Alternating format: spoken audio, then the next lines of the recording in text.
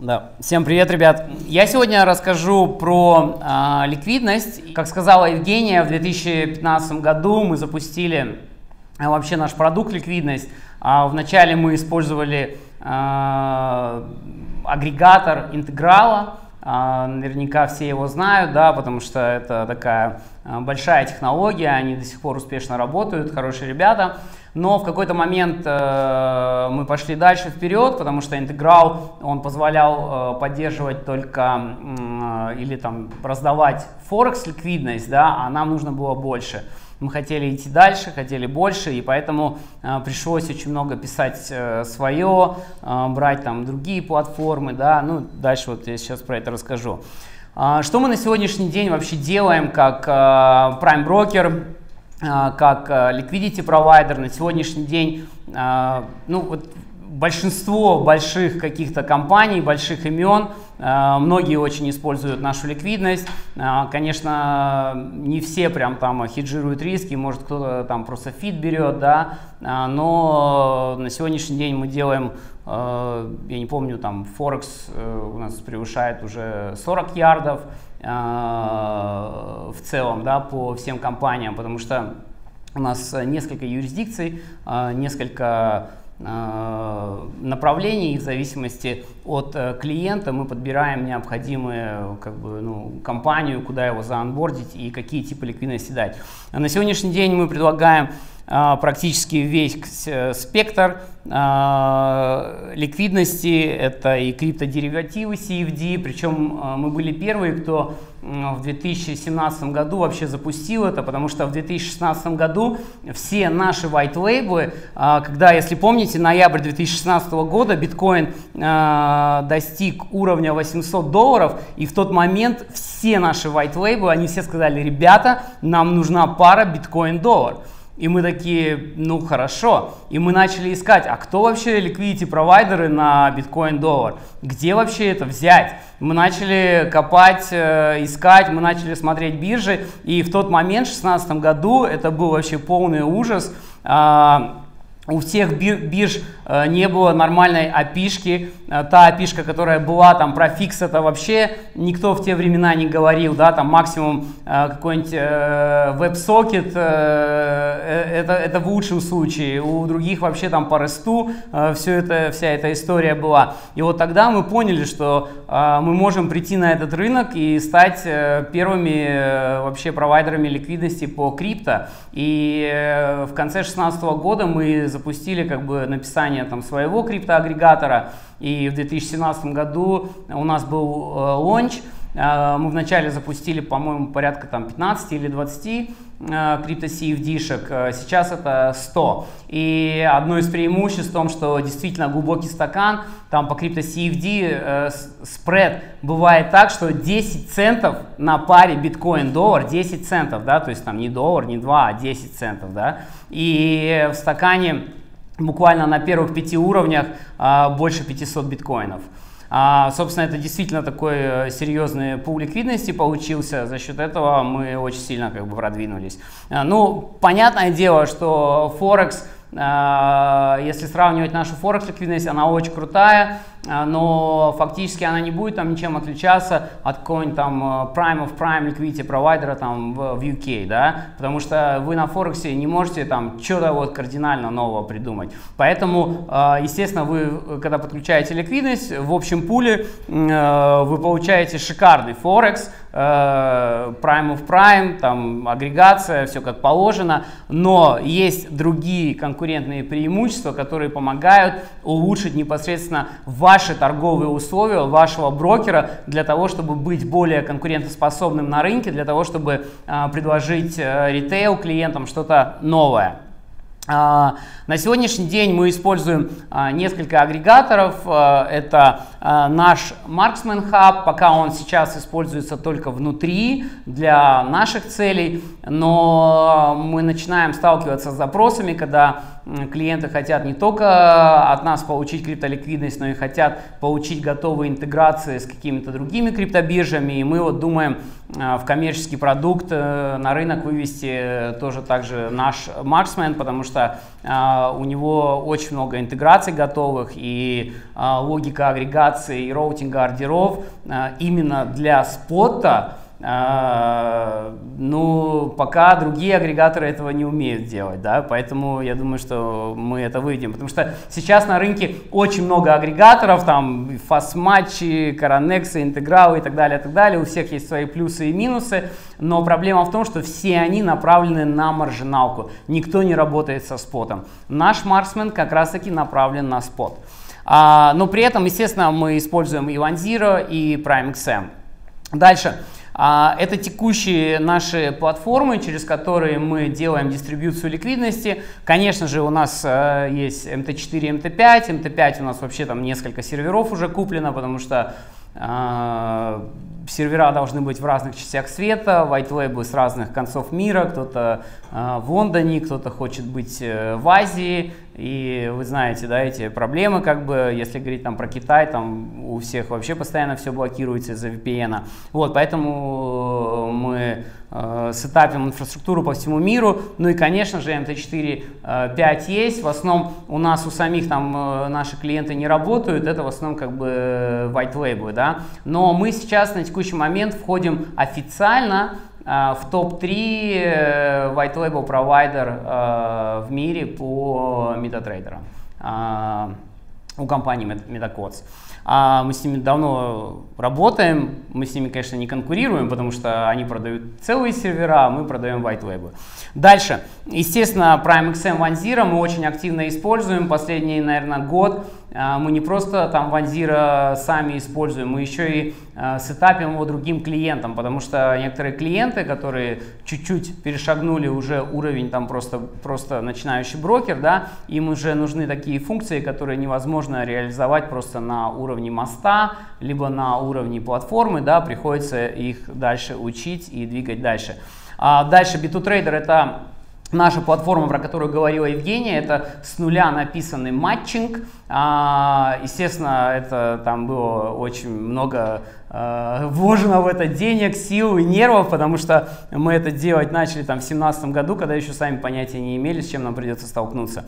И B2Trader на сегодняшний день это Pure Matching Engine Platform. То есть это вообще никак не связано ни с MetaTrader, ни с PrimeXM, ни OneZero вообще. То есть это Pure Matching Engine.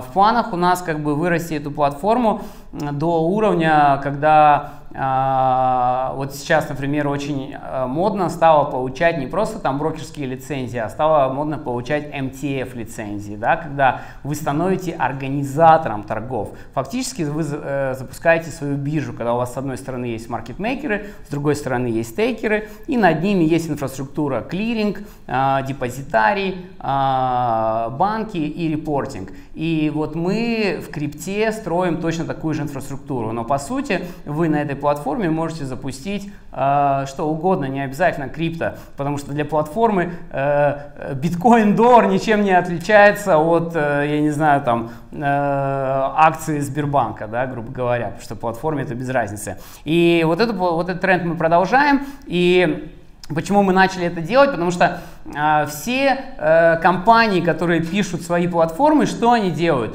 Они первое дело пытаются копировать MetaTrader, да, то есть брокерскую технологию. А мы пошли именно, мы решили, зачем нам конкурировать как бы с MetaTrader, да, с MetaQuotes. Но с нашей точки зрения это немножко нерационально, и мы пошли совсем другим путем. А где вы можете купить Pure Matching? Да, платформу. Я знаю несколько компаний, которые обслуживают биржи LSE, еще ряд как бы европейских там бирж поменьше, но у них минимальный контракт 5 миллионов евро, и у вас вообще там доступа нету ни к чему. У нас немножко другая как бы модель. Дальше, мы купили недавно платформу DXTrade.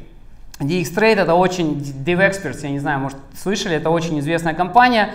Платформа у них, конечно, сильно дорогая, намного дороже, чем MetaTrader, но эта платформа на самом деле очень много брокеров, которые говорят, что у них своя платформа. На самом деле это платформа DevExperts, просто она сильно кастомизируется. То есть разница, на самом деле DevExperts и MetaQuotes это большие конкуренты, но у них абсолютно разные подходы. Если те делают фабрику, то вторые делают как бы дизайн-ателье.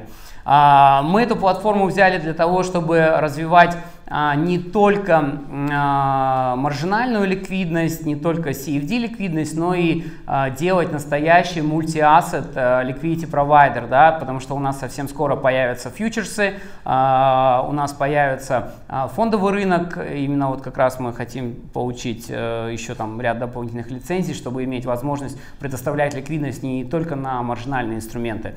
Дальше мы адаптировали наш B2 трейдер под B2 margin, да, потому что на сегодняшний день, если вы посмотрите на крипторынок, то что сейчас самое трендовое? Это маржинальный exchange, да, marginal exchange, как его называют. Вы знаете, самый успешный пример это BitMEX, и за BitMEX пошли там Binance и все остальные биржи подтянулись. Собственно, мы сделали то же самое для того, чтобы удовлетворить спрос, потому что в какой-то момент хайп на спот пропал, и все захотели как бы marginal exchange. Но разница между marginal exchange и просто MetaTrader в том, что в MetaTrader нету самого по себе матчинга стакана, да, то есть вы не можете делать именно marginal exchange, то есть вы можете делать brokerage, да, как бы marginal. Вот, поэтому, ну, естественно, fix API. У нас есть свой fix API, у нас есть fix API OneZero, PrimeXM, есть fix API от DXTrade, то есть у нас 4 или 5 разных fix API, и вы можете по фиксу подключаться как угодно, куда угодно. Дальше. Ну, это вот, в принципе, интерфейсы всех платформ, как они выглядят. Дальше. Также с нами работают не только брокерские компании, но и поставщики ликвидности, многие известные вам, они у нас тоже берут ликвидность, потому что, особенно что касается крипто CFD, потому что они в свой пул ликвидности, там, Форекса, индексов добавляют нашу ликвидность, и получается у них своя ликвидность, да. И все эти ребята работают на разных платформах, и на XOpenHub у них тоже там и агрегаторы, и все вместе, да, и всякие бриджи, там, типа Tools for Brokers, AMTS. Есть наш конкурент по матчингу AlphaPoint, да, американская компания известная. Есть ряд бирж, которые берут ликвидность спотовую у нас, и как раз поэтому у нас есть тоже с ними интеграция. Ну, FastMatch это там а-ля Integral, Coronex, это вот они все там в одной весовой категории. У них основные клиенты это, конечно же, банки, и основной продукт это, конечно же, Форекс. Дальше.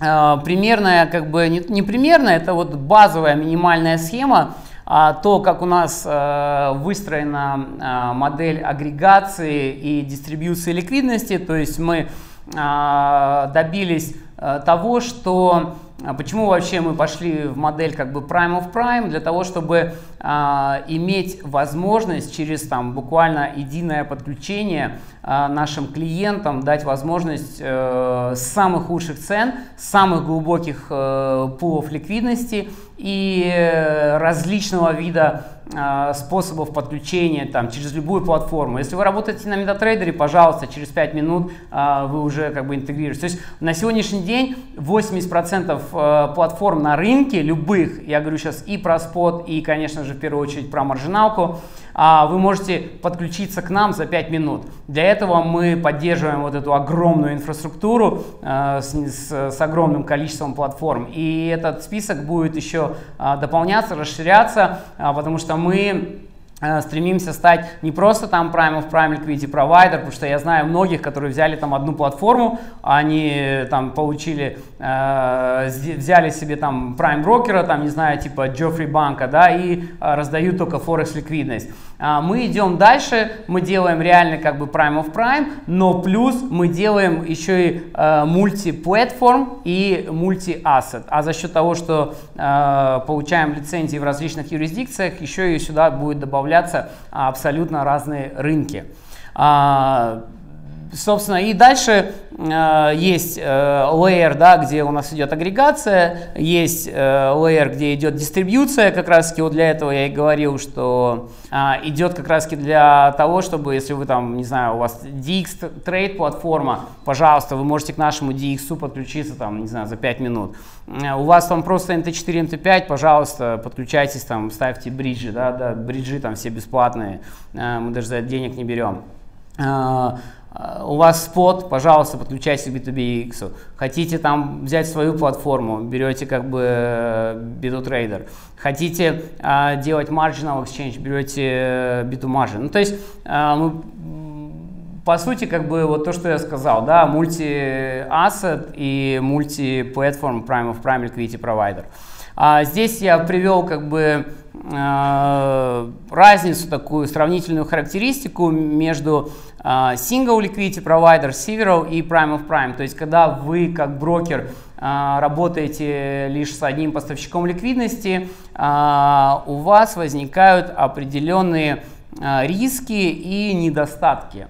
Я не знаю, хорошо здесь видно или нет, да, когда вы подключаетесь к нескольким liquidity провайдерам как брокер, у вас риски снижаются, качество увеличиваются, но появляются другие нюансы, как, например, вы просто дробите свой капитал и маржинальное обеспечение, за счет чего снижается ваша операционная эффективность за счет этого снижения. И поэтому все эти недостатки сочетают в себе преимущества модели работы как бы с Prime of Prime Liquidity провайдером.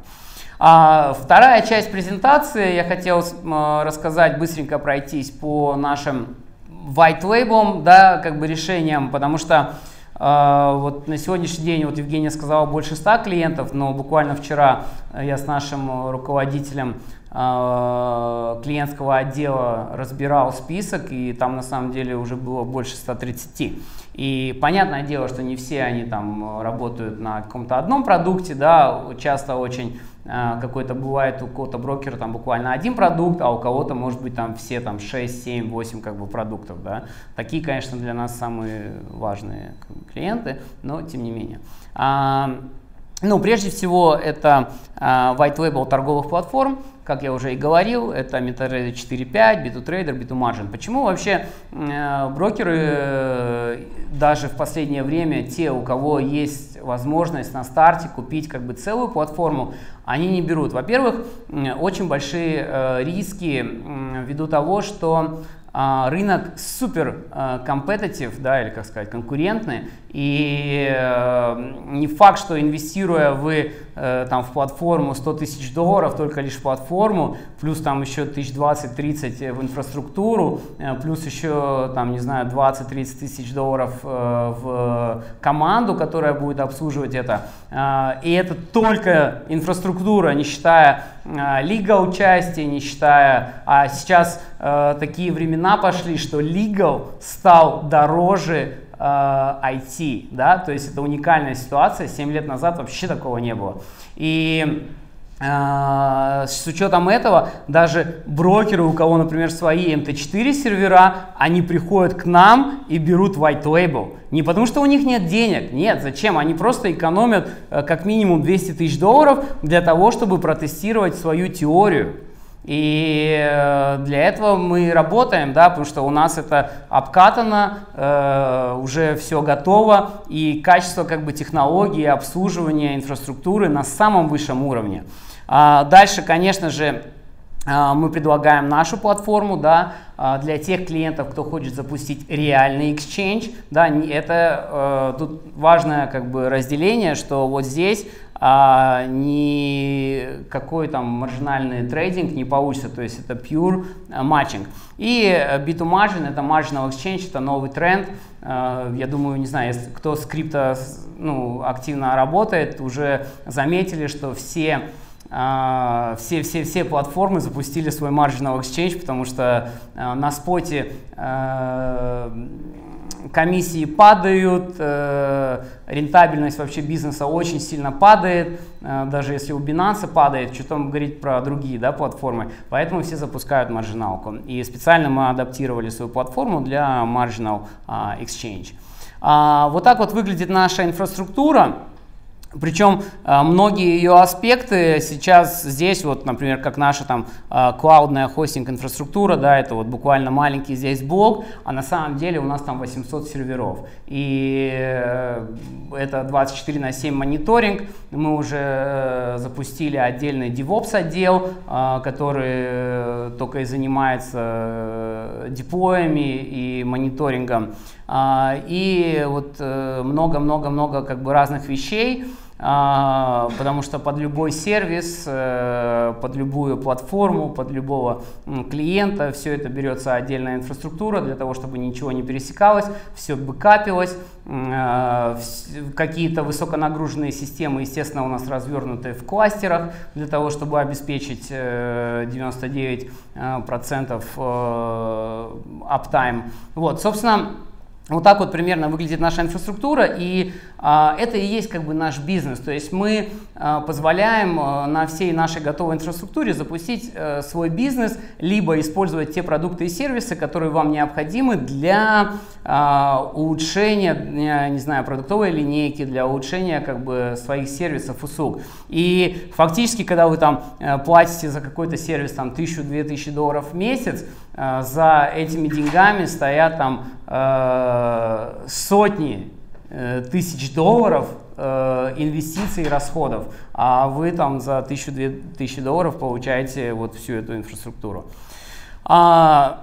Повторюсь, поддержка 24/7 очень важный фактор, потому что с конца 2016 года мы перешли на режим работы 24/7, когда весь рынок еще работал 24/5, когда мы только сделали первый шаг в крипто, мы всю компанию перевели 24/7. У нас раньше было как, там типа пятница ночь, все выдыхают, идут домой, да, там, ну, субботу, естественно, там мейнтейнсы постоянно, это уже IT-отдел как бы по субботам все равно работал, но воскресенье в основном был выходной, и воскресенье в 12 часов ночи, там, да, там плюс-минус, там в 10 начиналась работа. Сейчас выходных нет вообще. Новый год, день рождения, неважно, все, никто не отдыхает никогда, все постоянно работают, и соответственно, мы действительно гордимся тем, что у нас профессиональная 24/7 поддержка, еще и на нескольких как бы языках, даже там и на китайском, на испанском, на арабском.